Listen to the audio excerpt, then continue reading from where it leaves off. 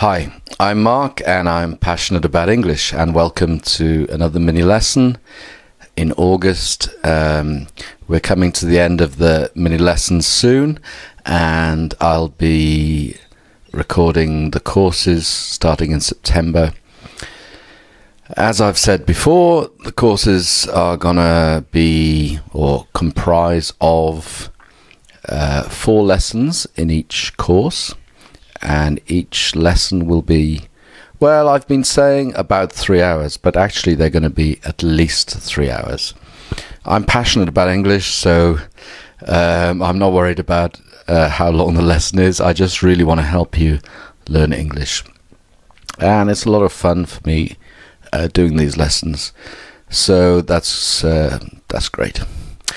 Okay, so this lesson is actually going to be the first mini lesson looking at songs.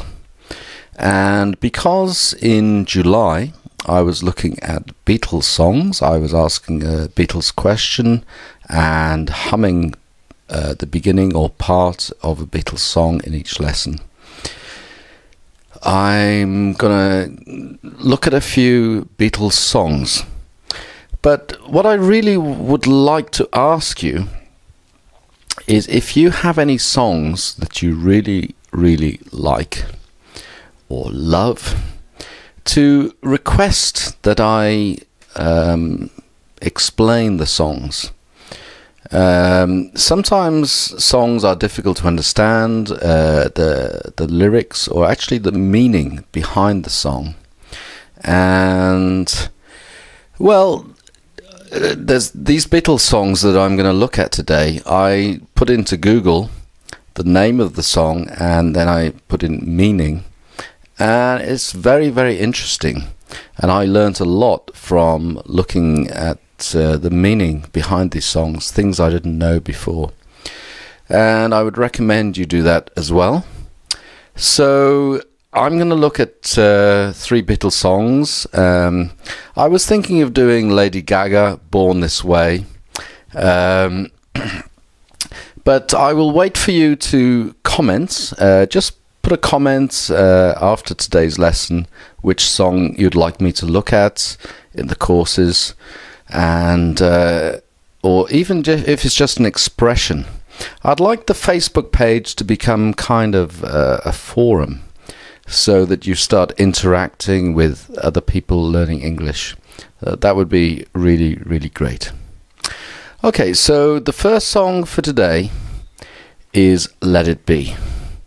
And Let It Be was a song mentioned by Sonia in a mini lesson. She said it's her favorite Beatles song. And yeah, it's one of those songs which are kind of anthemic. So Paul McCartney, if he's invited to do something at the Olympics or some other big event, he'll often do that song and also Hey Jude. So they are, in a way, 2 of the most famous Beatles songs, and they were both written by Paul McCartney. So I will need to take my glasses off for this. And what I also recommend you do before maybe you pause the video now, is you listen to the song on YouTube, or maybe you already have it, and even you print out the lyrics. All you need to do is go to Google and put the name of the song, in this case Let It Be, and then lyrics, and you can see them or print them out. And I really believe this is a great way to learn English. If you're not really interested in music, maybe it's not, but a lot of people are interested in music, and I think it's a really good way, an entertaining way, a useful way to learn English. Okay, so hopefully you've paused and you've listened to the song, or you've printed out the lyrics. So I'm going to the other thing I should tell you is, if you go into Google and put in the name of the song, Let It Be in this case, and then you put meaning, you'll get all sorts of websites that and actually some of them are sort of forums where people comment on what they think is the meaning of the song. And again, you can learn a lot of English this way. And again, it's natural English. Okay, I'll take my glasses off. Okay, so the first song, Let It Be. Let It Be is one of my favourite Beatles songs. It was written by Paul McCartney in 1969. It begins with Paul saying how when he finds himself in times of trouble was when he's having a hard time, a difficult time, Mother Mary comes to him. I had always thought, this is not me speaking, this is somebody who'd commented on the internet, I had always thought that Mary means the Virgin Mary, the mother of Jesus. But Paul's mother was also named Mary, and she died when he was a young boy. Paul has said in interviews that when he wrote the song, he was thinking about his mother.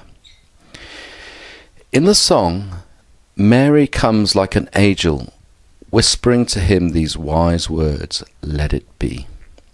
Let it be means let go, relax, don't worry about your troubles. These are words of comfort, reminding us not to think about sad things too much, to accept the bad things that have happened that we cannot change. But this is not the only message in Paul's song. Next, he lifts the listener up and out of his own life. Soon he is singing about all the broken-hearted people in the world, people who hate each other or at war.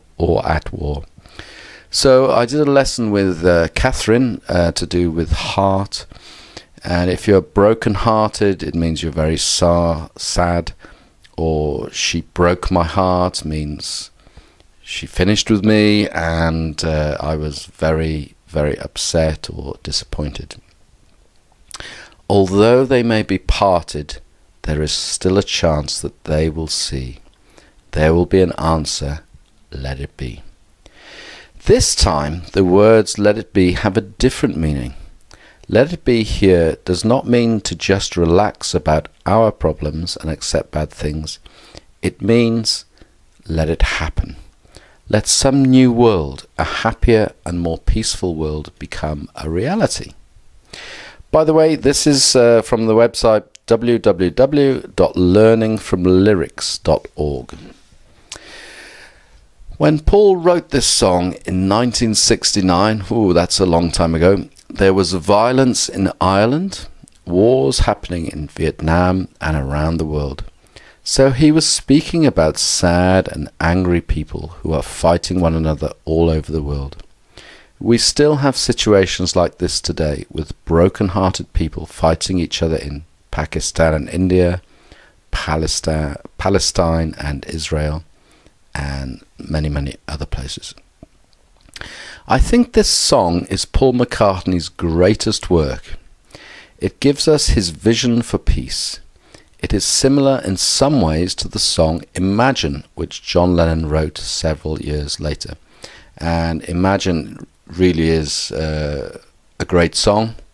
And again, if you Google Imagine John Lennon on YouTube, if you put Imagine and John Lennon on YouTube, you will come up with that song. Both songs give us hope of a happier and more peaceful world. So that is a quick look at Let It Be. Of course, he sings Let It Be a lot of times, and the lyrics are not so difficult to understand. So I'll move on to another Beatles song, which is a lot more difficult. Okay, so at this point I would recommend you listen to the song by the Beatles, Come Together, and maybe again print out the lyrics. Come Together has a fantastic bass line. Not a lot of people know this, but Paul McCartney is a really, really good bass guitar player, and in a way, he may not be, well, I guess he is, but not as technically brilliant as some bass players. But he just had a knack. A knack is like a skill or an ability to come up with really, really good or catchy bass lines. And in Come Together, the bass line is really, really catchy. Okay, so listen to the song, read the lyrics, and hopefully you've paused at this point. It's up to you, but that's what I would recommend. And then I'm going to read something, and this is from a website called www.songfacts.com. And the guy on this website kind of looks into the different songs in detail. And I will also put on Facebook a cover or a version of this song by Bobby McFerrin, who was famous for Don't Worry, Be Happy, with Robin Williams, who is very famous American actor. Maybe one of his most famous films was Mrs. Doubtfire. This song is from a really, really great album, great CD called In My Life. And if you put it on YouTube, In My Life and George Martin. George Martin was, well, he produced nearly all the Beatles' music. And he was a lot older than them, but he knew a lot about music, and he really made a big difference to the Beatles. But all the songs, the Beatles songs on this album, In My Life, are covers by actresses and different singers. One in particular I like is called In My Life, and it's not sung, it's actually spoken by Sean Connery, who was one of the James Bond actors. Okay, so this is what he has to say, and I'll try and I'll miss bits out because it's quite long. Timothy Leary was a psychologist who became famous for experimenting with LSD as a way to promote social interaction and raise consciousness. Okay, so LSD was a drug very popular in the late 60s. We call it a psychedelic drug, so maybe you see different things and gives you different levels of consciousness. It's not so popular now. Maybe ecstasy is more popular. Leary did many experiments on volunteers and himself, and felt that the drug had many qualities if taken correctly. When the government cracked down means try to stop LSD, Leary's experiments were stopped and he was arrested on drugs charges. So again, arrested is a very useful word. When the police come and get you and arrest you, it means you did something wrong, and they're going to take you to the police place or prison. And drug charges is you were taking drugs, so now you're going to have to, another idiom I used before, face the music, deal with the situation. In 1969, Leary decided to run for governor of California. Run is a word that keeps coming up in my many lessons. You run a restaurant or you run a business. If you run for governor or run for a position, it means you're trying to become or trying to get that position. And asked John Lennon to write a song for him. Come Together, Join the Party was Leary's campaign slogan. Okay, a slogan is something that you use which hopefully is memorable to people. Okay. And after Timothy Leary decided against using this song, and then John Lennon added some nonsense lyrics. Okay, nonsense is kind of, they don't mean anything. Or another word we could use is gobbledygook. Gobbledygook just means, it doesn't mean anything. They just put in the song or in some other situation. Yeah, they don't mean anything. Okay, in an interview, John Lennon said, the thing or the song was created in the studio. It's gobbledygook. Come Together was an expression that Tim Leary had come up with for and asked me to write a campaign song. A campaign song? Campaign is when you are trying to do something, especially become a politician or a representative, and you have to go out and convince people to vote for you. I tried and tried, but I couldn't come up with them. But I came up with this, Come Together, which would have been no good to him. And you wouldn't have a campaign song like that, right? Interestingly, okay, and I learned all this stuff from Googling this, John Lennon was sued for stealing the guitar riff and the line, Here Comes Old Flat Top, from Chuck Berry's You Can't Catch Me. Okay, if someone sues you, it means they think you have taken something from them, especially with lyrics or property, and obviously you're trying to get some money from them because you stole their idea, or etc. All right. Let's sorry, there's a lot of writing here. Okay, so finally, this took many years, finally in an attempt to avoid going to court, John Lennon settled with Levi, the guy who, Morris Levi, the guy who was suing him. If you settle out of court, means it doesn't go to court. You just agree on a sum of money, and you just pass it over, kind of privately. So you don't depend on the court deciding how much, which obviously costs a lot of money with lawyers' fees and so on.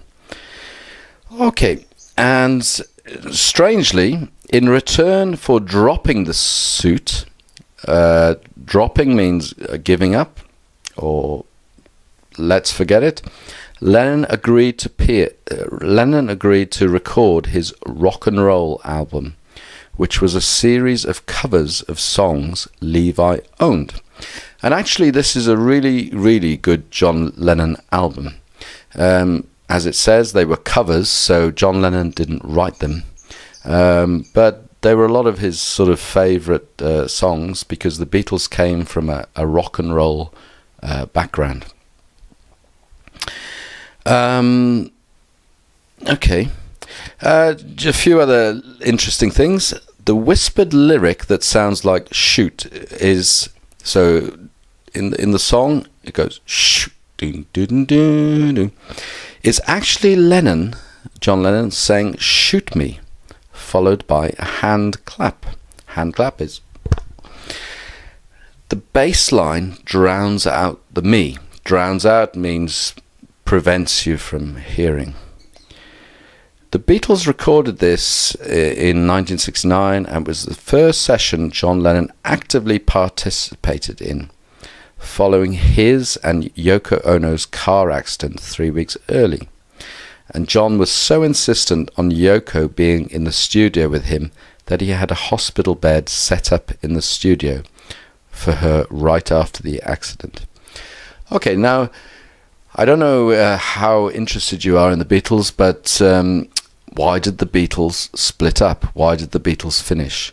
A lot of people actually blame Yoko Ono, John Lennon's Japanese girlfriend, because John Lennon became, well, we could say obsessed with her, and he wanted her to be in the studio when they were recording.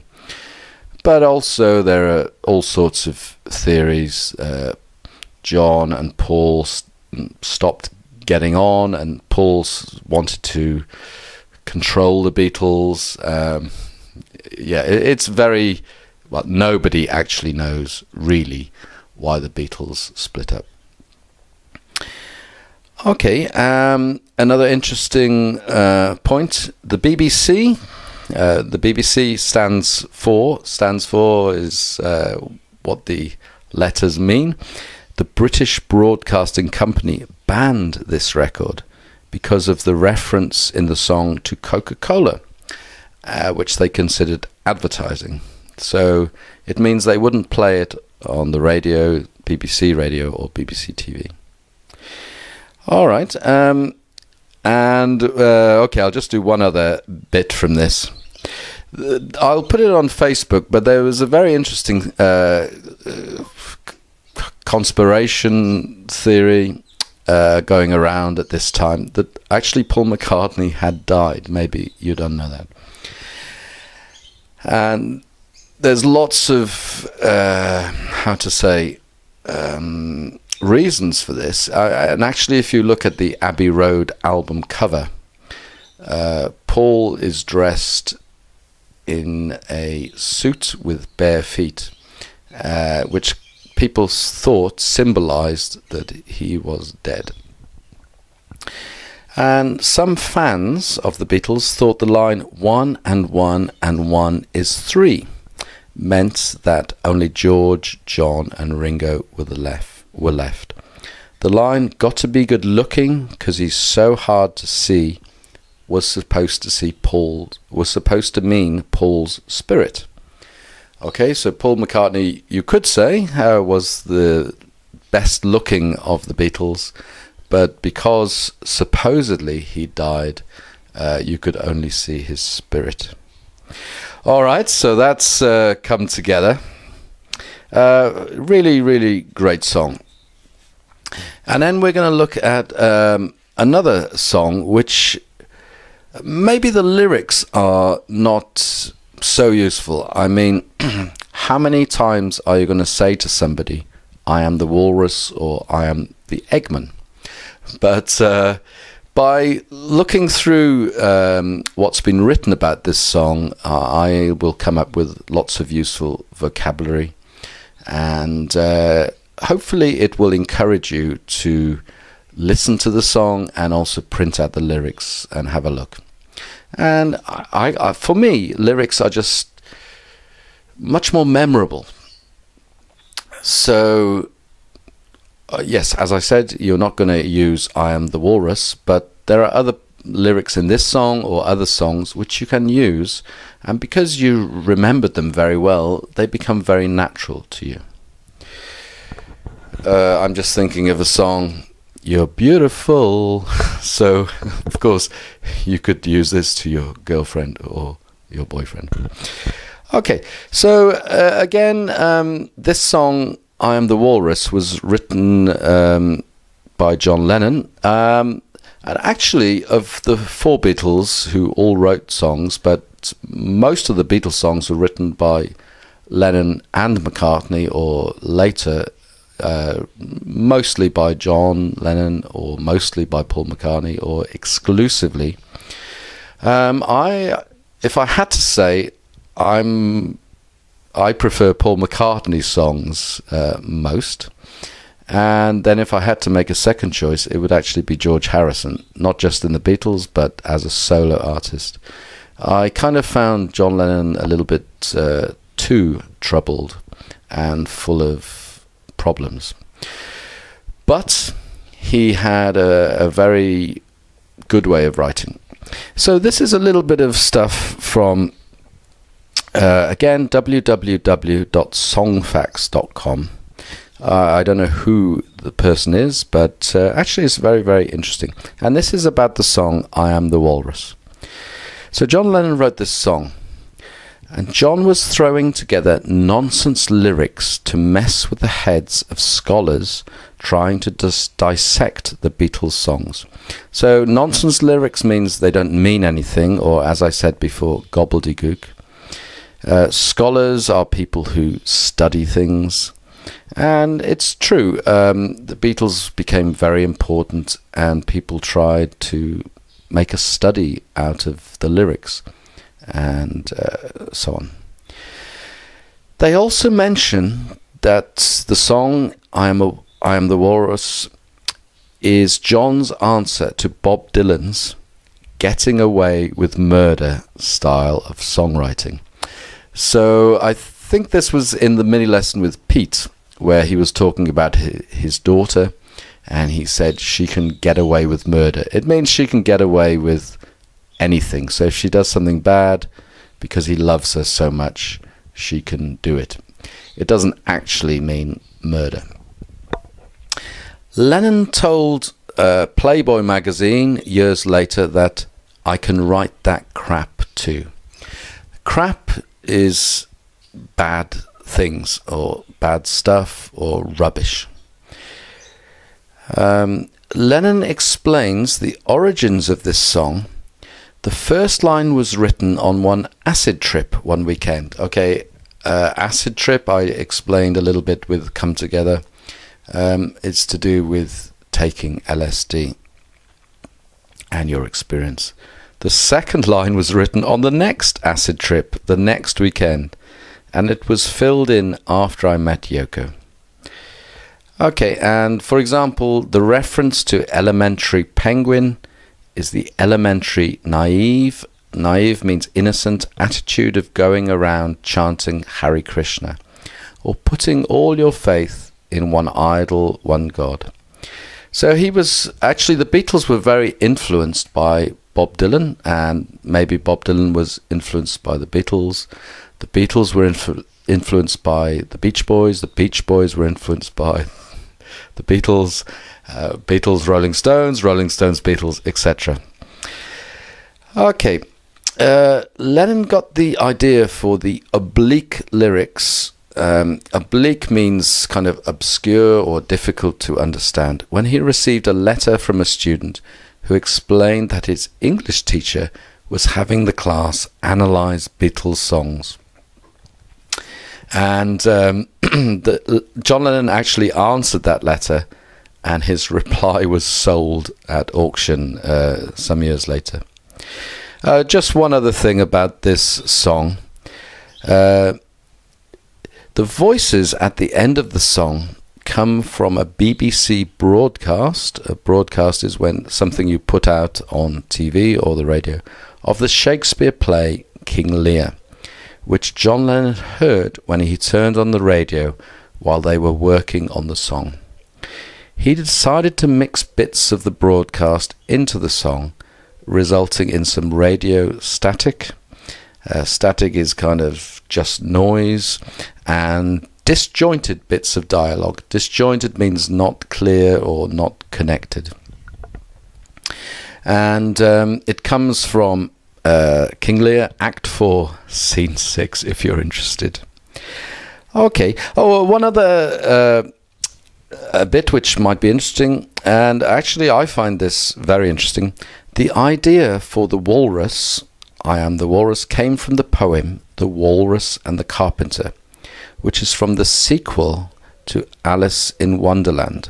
Sequel means the following book, usually. Okay, so Alice in Wonderland is a very famous book by Lewis Carroll, and The Walrus and the Carpenter was a poem that came after. In an interview, John Lennon said, "It never dawned on me that Lewis Carroll was commenting on the capitalist and social system. It never dawned on me means it never occurred to me, I never realized. I never went into that bit about what he really meant, like people are doing with the Beatles' work. Later I went back and looked at it and realized the walrus was the bad guy in the story and the carpenter was the good guy. I thought, oh shit, I picked the wrong guy. I should have said, I am the carpenter. But that wouldn't have been the same, would it? So if you sang a song, I am the carpenter, it doesn't really... Okay, so the camera timed out again. These are actually supposed to be mini lessons, about 10 or 15 minutes, but Hopefully they're useful for you. Okay, just a few more things. From the lyrics of I Am the Walrus, waiting for the van to come means the three remaining Beatles, John, George and Ringo, were waiting for a police van to come. Pretty little policemen in a row. A row means 1, 2, 3, or obviously could be 4, 5, 6, but together. Means policemen did show up, they did come.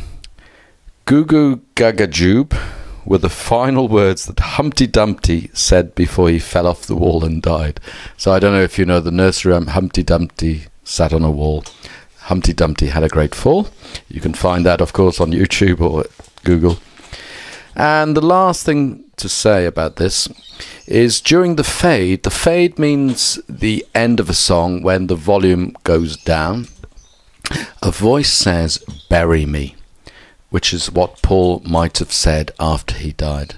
So there really was a lot of stuff around this time about Paul McCartney had died, which, well, I guess some people still believe that, and that Paul McCartney now is an imposter. An imposter means someone who's not really the true person. It's somebody who's in the place of the real person. Okay, so that's 3 Beatles songs today, and hopefully lots of useful vocabulary for you. I hope I encourage you to listen to the songs and the lyrics. I'm also going to put on I Am the Walrus, which was actually on the album I mentioned earlier of covers by actors, actresses and musicians, by George Martin, the Beatles producer, covered by Jim Carrey, who of course is another fantastic Hollywood actor. Maybe his most famous movie was The Mask. So I'd really recommend you listen to this if you're interested in the Beatles or in music in generally. Music in general or music generally. Okay, so maybe before the end of August I'll do another mini lesson with some songs. If you'd like to suggest some songs to me, that would be great. I was thinking of Lady Gaga, Born This Way, but anything you like. Actually, in mini lesson, I think it's 68, I put about 5 songs on to go with the lesson. And the one that has the most likes is Over the Moon, which is the song I least like of the 5. So obviously what I like and what you like are not necessarily the same. But I'm very happy to look at songs which you like. So please let me know. If you're hearing quite a bit of noise, there are a couple of pigeons on my conservatory roof that are fighting. Just to finish, conservatory is something which is very popular in Britain. If you can afford it, you add on a kind of a room or a section to your house, usually at the back, and it's usually mostly glass. And because the British weather is pretty bad, it just adds sort of a living space which is half in the house and half outside. And this is where Louisa, my baby seagull, has been spending the nights. Usually I let her out in the daytime, but I keep an eye on her. Keep an eye on means to sort of watch, pay attention. Okay, so that's today's long mini lesson, and thanks for watching. I'll see you in the next one. Bye for today.